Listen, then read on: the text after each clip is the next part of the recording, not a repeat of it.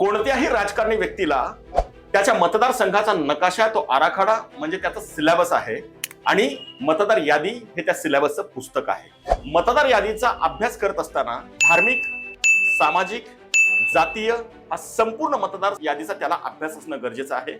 शिवाय मतदारसंघातील लोकांचे प्रश्न, समस्या, अडचणी कोणत्या या संपूर्ण गोष्टी माहिती असल्या पाहिजेत.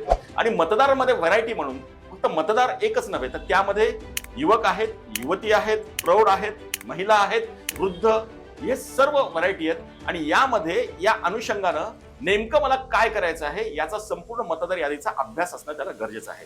याशिवाय समाज गट मोर्चे म्हणजे कोण, तर ज्या व्यक्तीच्या प्रभावाखाली किमान 15, 20, 25 मतदान आहे हे सर्व समाज गट मोर्चे असतात. आणि शेवटी आपल्या मतदारसंघाची मतांची बांधणी करणं या समाज गट मोर्चांशिवाय शक्य होत नाही.